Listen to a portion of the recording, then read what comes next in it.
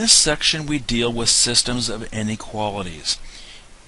I'm going to write a chart here with a greater than or equal to, a less than, and a less than or equal to, and kind of make this little chart here. Anytime we have a greater than or equal to, we're going to shade above our line that we draw, and I'll put a little asterisk there with the word above.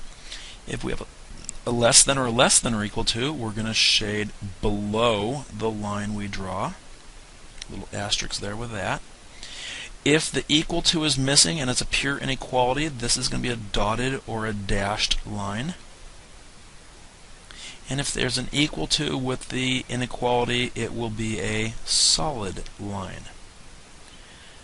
Now, I'm telling you, I'm putting a little asterisk here. My asterisk I want to state is this rule only works when the inequality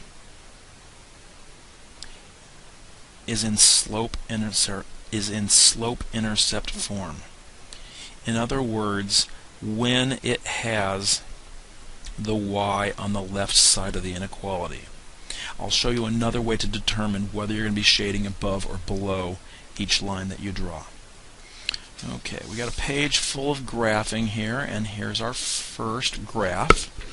We notice that it's in slope-intercept form. We notice the y-intercept is -1. We also see the 2/3 slope, which says rise 2 and run 3 to get to a second point. Because there's no equal to with our inequality, this is going to end up being a dotted line inequality. On Alex, if you were to graph it there, you'd actually use the tool that says change it to a dotted line after you've made it a solid line. Now we need to determine where to shade. Since this is in slope-intercept form and this is a greater than, we would be shading above this line. When we're shading above, we're saying every point in that upper region, in that half plane, not on the line itself, but actually above it, is part of the solution set. For example, I'm saying the origin here is part of the shaded region. That should mean when I substitute in 0 for both x and y, I get 0 is bigger than 0 minus 1, which is a true statement. And if you ever forget the above or below rule and you always want to just try a test point, that will work.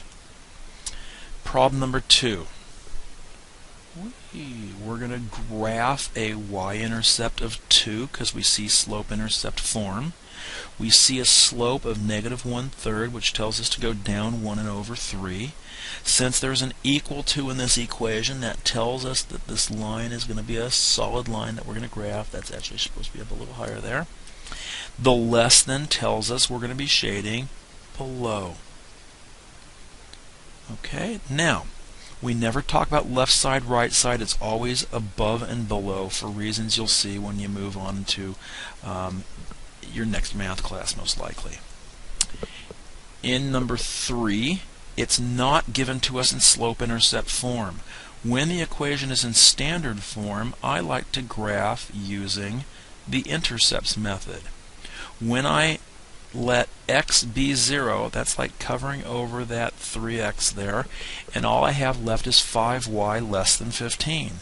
Dividing each side by 5 gives me y equals 3.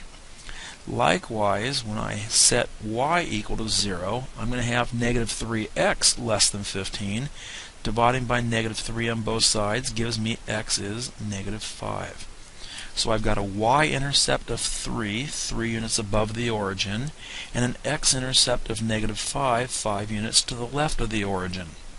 Now, because the equal to is missing, this is going to be a dashed line that we're going to graph here.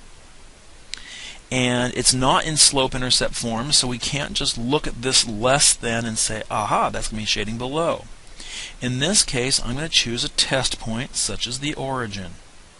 And I'm going to determine whether the origin works in the equation. Basically, when you substitute in 0, 0, the whole left side zeroes out, and you get 0 less than 15. 0 less than 15 is a true statement, meaning this origin is part of the solution set, meaning, furthermore, that we're supposed to shade below. Had you rearranged this equation to slope-intercept form, moved the 3x to the right, adding 3x to each side, you'd have 3x plus 15. Dividing through by 5, you'd have 3/5 x plus 3. Notice here's the y-intercept of 3. If we went up 3 and over 5, we'd get to another point on that line. And then we'd have it in slope-intercept form, and we'd see the less than, which means shade below, and that verifies exactly what we've done here.